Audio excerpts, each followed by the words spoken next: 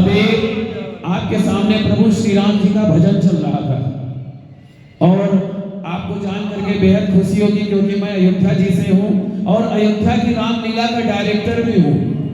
जो आप अयोध्या की रामलीला दूरदर्शन पर देखते हैं, पिछले 3 सालों से मैं अयोध्या की रामलीला का डायरेक्शन कर रहा हूँ।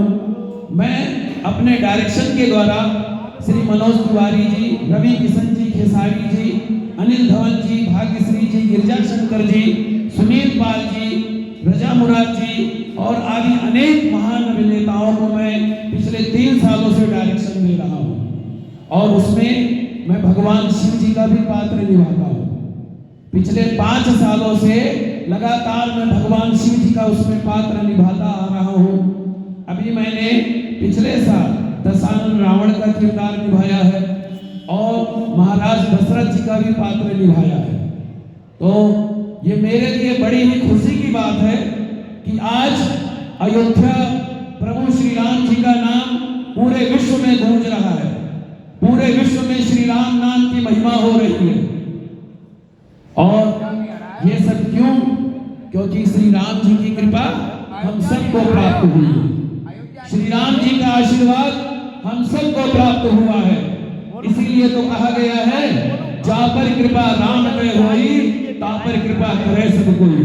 जिस पर हमारे राम जी कृपा कर देते हैं, जिस पर हमारे जानकी नाथ जी कृपा कर देते हैं, जिस पर हमारे भोलेनाथ जी कृपा कर देते हैं, उन पर हर कोई कृपा करता है।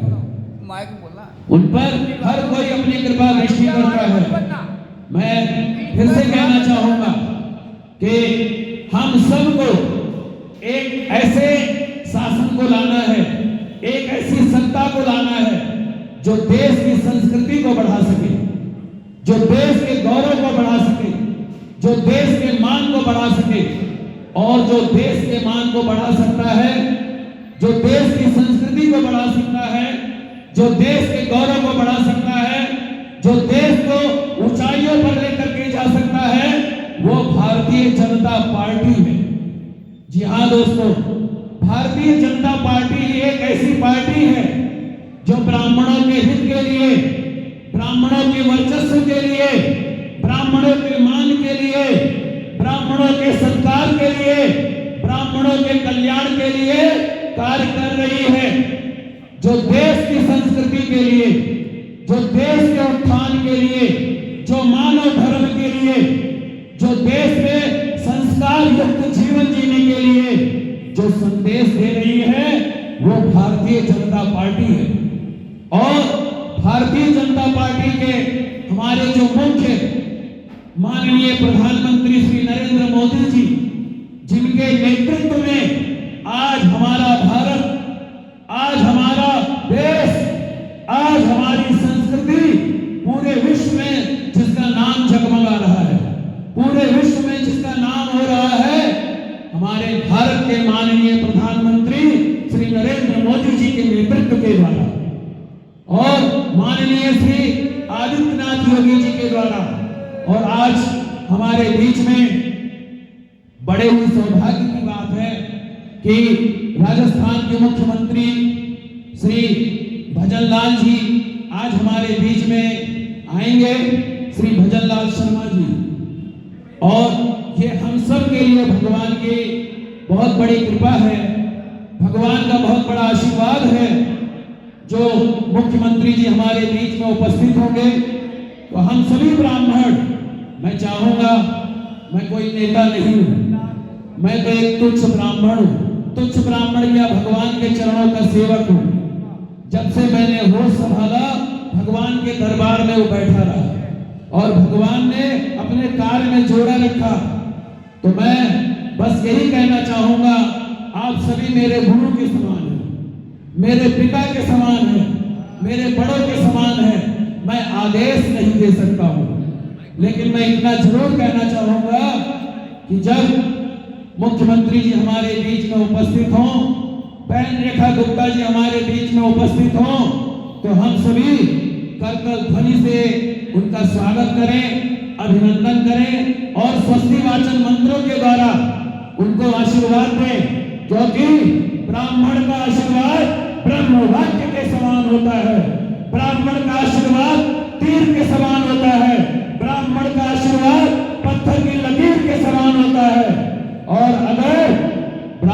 ने आशीर्वाद दे दिया तो कोई भी कार्य निष्फल नहीं हो सकता है। ब्राह्मण ने आशीर्वाद दे दिया तो कोई भी कार्य अपूर्ण नहीं हो सकता है। क्यों? क्योंकि कहा गया है ब्राह्मणोस्य मुखमासीत बाहु राजन्यः कृतः।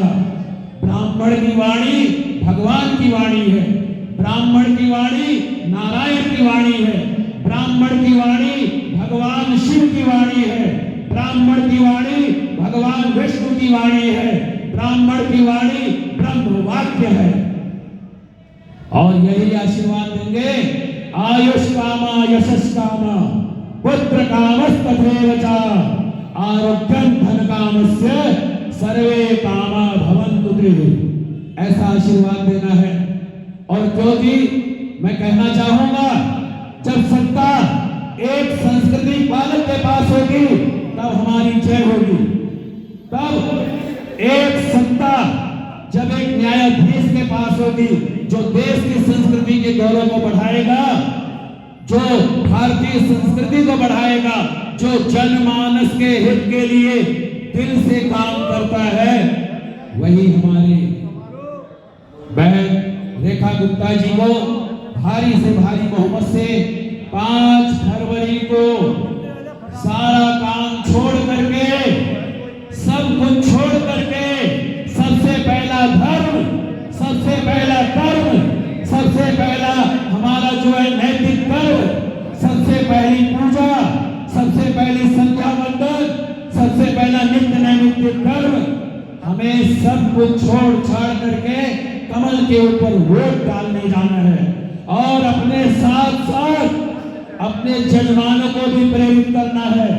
अपने जजमानों से भी कहना है कि अगर आपको दिल्ली में शुद्ध भारतीय संस्कृति चाहिए, शुद्ध सनातन संस्कृति चाहिए, शुद्ध मानव सेवा चाहिए, तो सारा काम छोड़ करके कमल के ऊपर वोट डालना है और बहन रेखा गुप्ता जी को पूर्ण बहुमत के साथ विजयी बनाना है।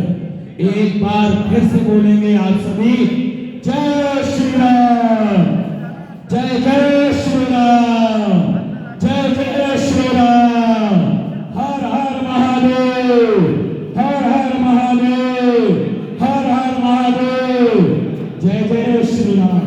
बोलिए सर्व ब्राह्मण समाज की जय, सत्य सनातन संस्कृति की जय, जय श्री राम।